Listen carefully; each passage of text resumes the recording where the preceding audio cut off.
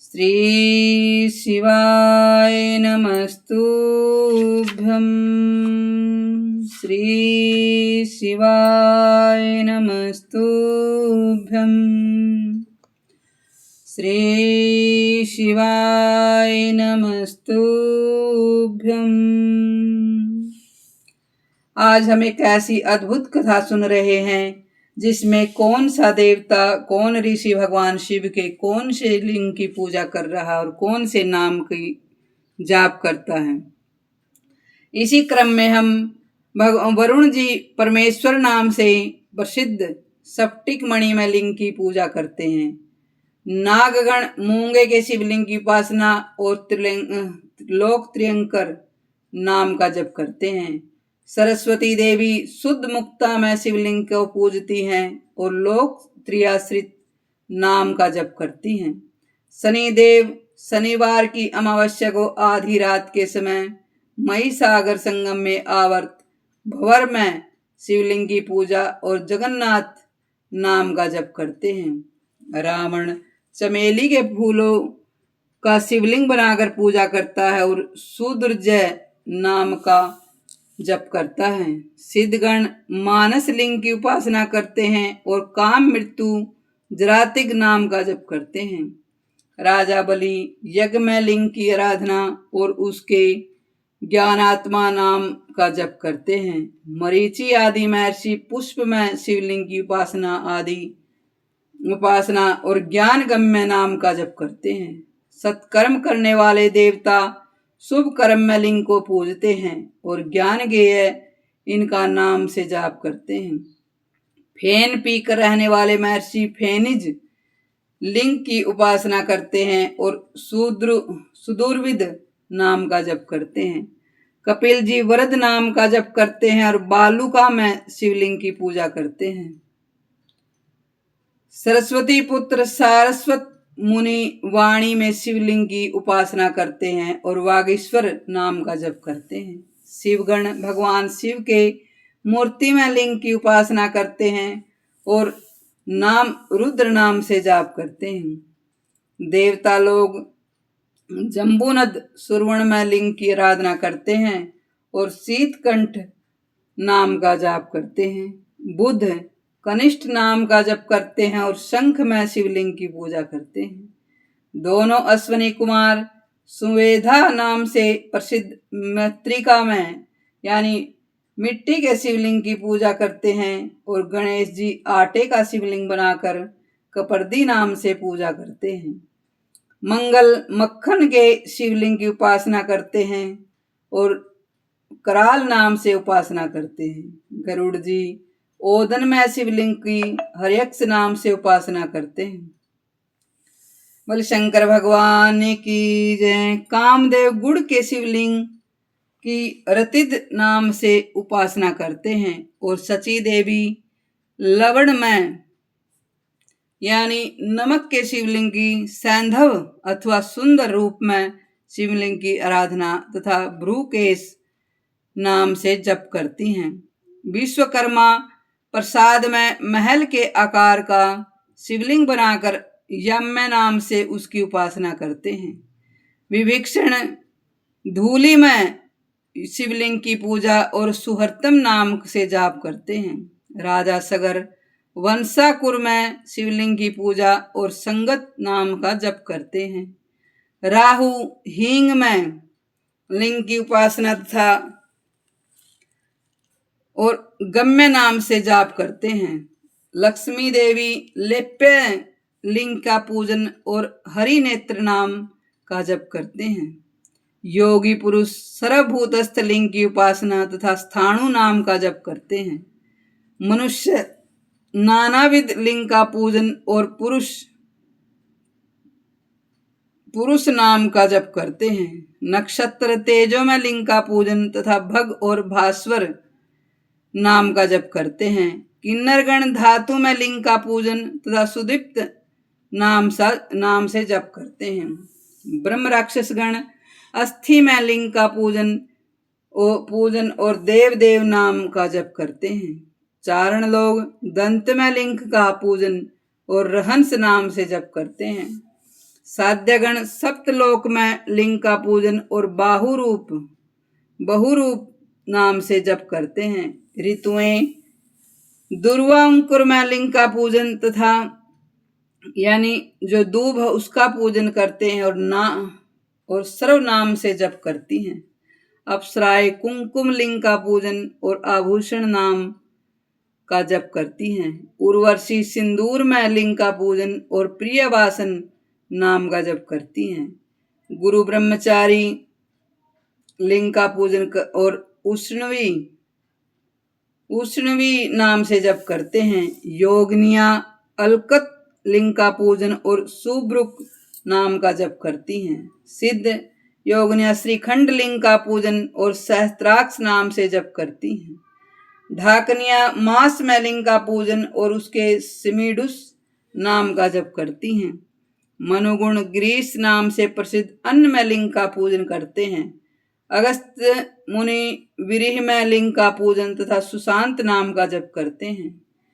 देवल मुनि यव में लिंग का पूजन और पति नाम का जप करती हैं। वाल्मीकि मुनि वाल्मीकि लिंग का पूजन तथा चिरवासा नाम से भगवान का जप करते हैं। भरत रदन जी बाण लिंग का पूजन और हिरण्यभुज नाम से भगवान का जप करते हैं। बोले शंकर भगवान की जय। दैत्यगण राई की शिवलिंग का पूजन और उग्र नाम से जप करते हैं। दानव लोग निष्पावज लिंग का पूजन और दिग्पति नाम से भगवान का पूजन करते हैं। बादल निर्मय लिंग का पूजन तथा पर्जन्य नाम का जप करते हैं। यक्षराज मास में लिंग का पूजन और भूतपति नाम से भगवान का जप करते हैं। पितृगण तिल में लिंग का पूजन और वृषपति नाम से भगवान का जप करते हैं। गौतम मुनि गोधूली में लिंग का पूजन और गोपति नाम का जप करते हैं। वानप्रस्थ फल में लिंग का पूजन और वृक्ष वृत्त नाम का जप करते हैं। स्वामी कार्तिकेय पाषाण लिंग का पूजन और सेनान्य नाम से भगवान का जप करते हैं। अश्वत्थर नाग धन्य में लिंग का पूजन करते हैं और उसके मध्यम नाम से भगवान का जप करते हैं। यज्ञकर्ता पुरुष पुरोडास में लिंग का तो पूजन करते हैं और शत्रुहस्त नाम से भगवान का जप करते हैं।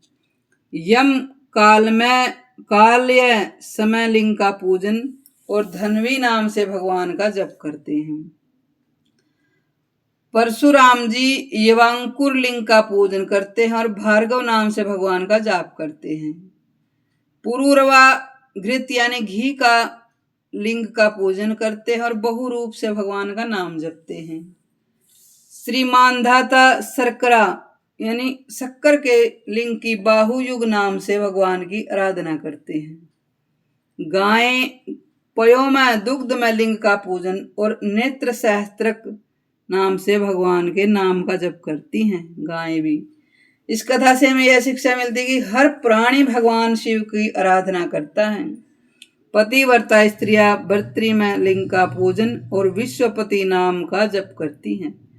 नर नारायण मोजिस में लिंग का पूजन और सहस्त्र शीर्ष नाम से भगवान के आराधना करते हैं। पृथु सहस्त्र चरण नाम वाले ताक्षरीय लिंग का पूजन करते हैं और पक्षी सर्वात्मक नाम से भगवान व्योम लिंग का पूजन करते हैं। पृथ्वी गंध में लिंग का पूजन और उसके द्वितनु नाम से भगवान का जाप करती हैं। पाशुपत गण भस्म में लिंग का पूजन करते हैं और उसके महेश्वर नाम का जाप करते हैं। ऋषि ज्ञान में लिंग की चिरस्थान नाम से उपासना करते हैं। ब्राह्मण ब्रह्मा लिंग की ज्येष्ठ नाम से उपासना करते हैं। शेषनाग गोरोचन में लिंग का पूजन और पशुपति नाम से भगवान का जप करते हैं। वासुकी नाग विषलिंग का पूजन और शंकर नाम से भगवान का जप करते हैं। तक्षक नाग कालकूट में लिंग का पूजन करते हैं और बहुरूप नाम से भगवान का जप करते हैं। करकोटक नाग हालाहल लिंग का पूजन करते हैं और पिंगाक्ष नाम से भगवान का जप करते हैं। श्रृंगी विस्मय लिंग का पूजन करते हैं और दुर्जटी नाम से भगवान का जप करते हैं। पुत्र पितृमय लिंग का तो पूजन करते हैं और विश्व रूप से भगवान के नाम का जप करते हैं। शिवा देवी पारदमय लिंग का तो पूजन करती है और त्रियंबक नाम से भगवान का जप करती हैं। मत्स्य आदि जीव शस्त्रमय लिंग का तो पूजन करते हैं और वृषा कपि नाम से भगवान का जप करते हैं। इस प्रकार कथा कहती है, बहुत कहने से क्या लाभ। संसार में जो जो जीव किसी विलक्षण विभूति से युक्त है, उनकी यह विशेषता भगवान शिव के आराधन के से प्रभाव से ही हुई है।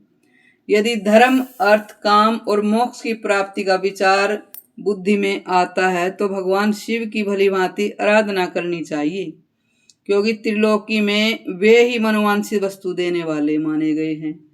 जो प्रतिदिन प्रातःकाल उठकर इस शतरुद्रीय का पाठ करेगा, ये भगवान की प्रसन्नता के लिए शतरुद्रीय का पाठ है, उस पर भगवान अवश्य ही प्रसन्न होकर उसे सभी मनोवांछित फलों की प्रदान करने वाले हैं।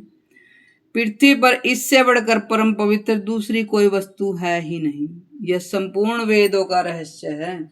भगवान सूर्य ने मुझे इसका उपदेश दिया था और शतरुद्रीय का पाठ करने पर मन, वाणी और क्रिया द्वारा आचरित समस्त पापों का नाश हो जाता है। जो शतरुद्रीय का जप करता है वह रोगों से छूट जाता है। कारागार में बंधा हुआ हो तो बंधन से छुटकारा पा जाता है और भयभीत हो तो भय से मुक्त पा जाता है। इस प्रकार 100 नामों का उच्चारण करके जो विद्वान उतने ही फूलों द्वारा भगवान शिव की पूजा करता है और उसे 100 बार उन्हें प्रणाम करता है, वह सब पातकों से मुक्त हो जाता है।